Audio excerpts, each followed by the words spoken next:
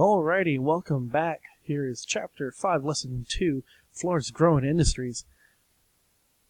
In the early 1900s, draining the Everglades was a popular idea in Florida. But it wasn't a new one. Except for some ranchers, most of Floridians thought that the waterland was useless. They thought wetlands should be drained so they could be used for something good, such as farming. The first big project to drain the wetlands had been done by Diston, which you read about with his purchase of 1881.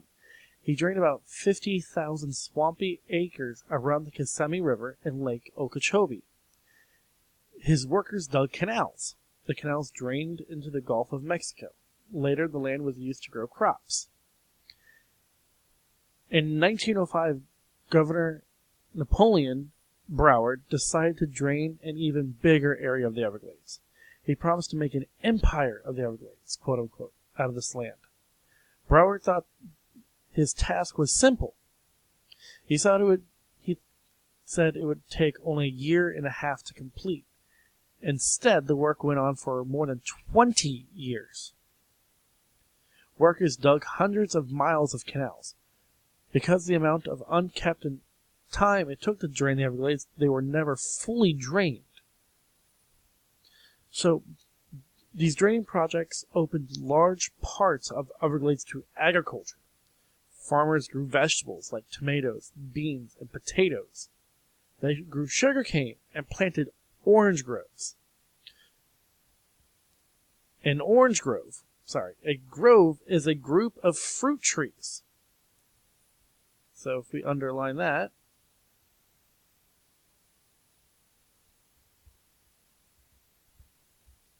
right there, a grove is a group of fruit trees. Later, more ranchers raised cattle on the land.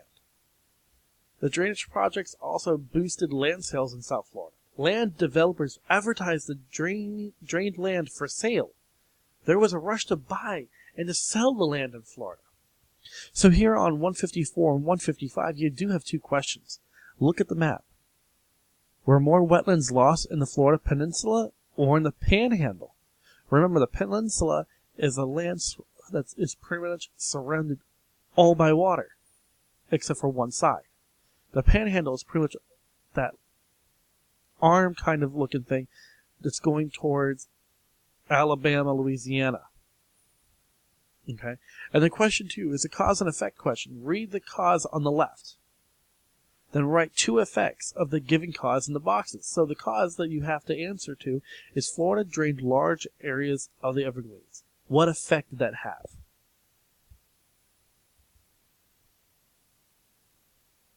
So pages 156 and 157 is talking about oranges, a great freeze, and the beef and timber industries.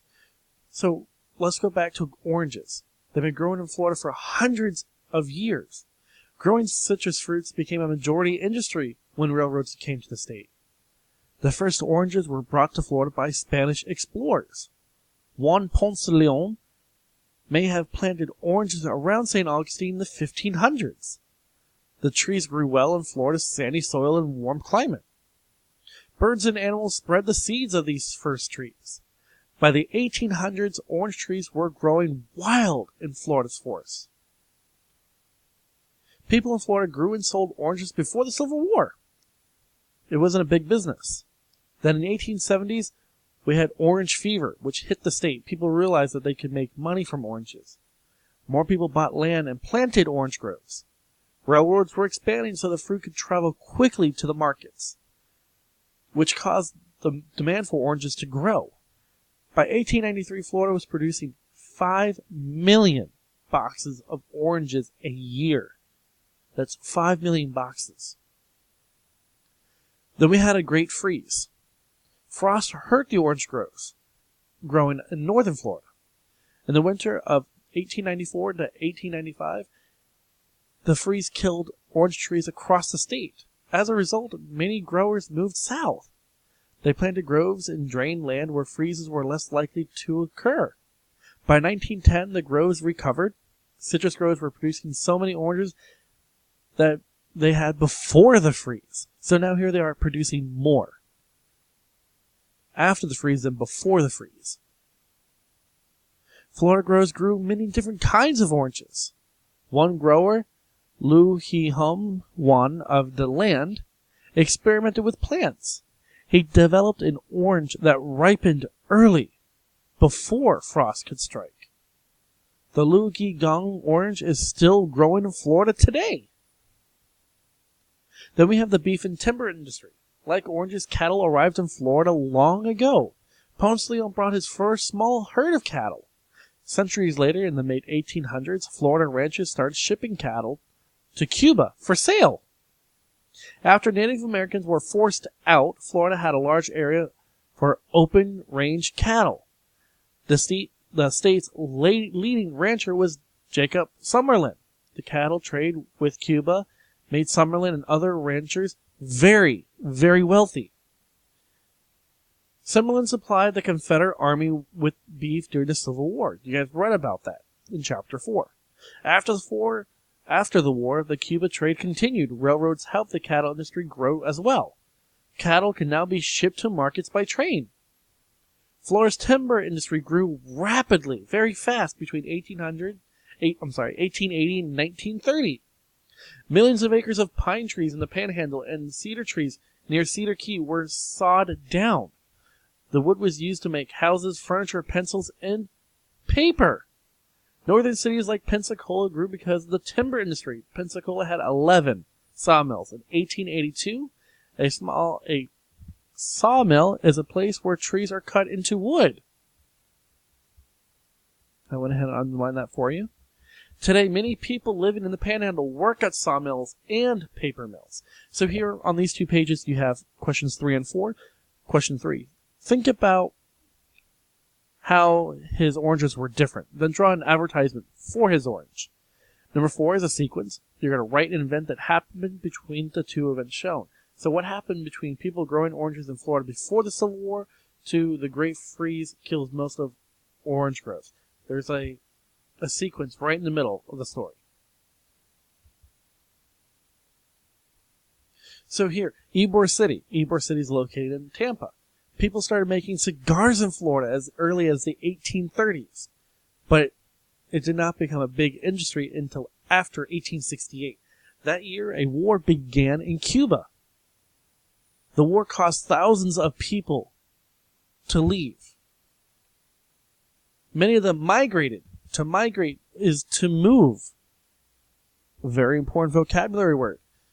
Okay? Many of them moved to Florida. Cuban cigar makers like Vincent Martinez, Ybor, moved to Key West and opened factories. In 1985, Ybor moved to Tampa. He built cigar factories and houses for his workers there. This area became known as Ybor City. Ignacio Haya also built a cigar factory there.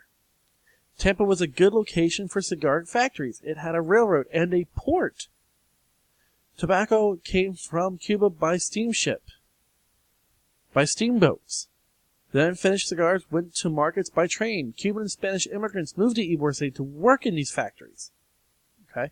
An immigrant is a person who moves from one country to another.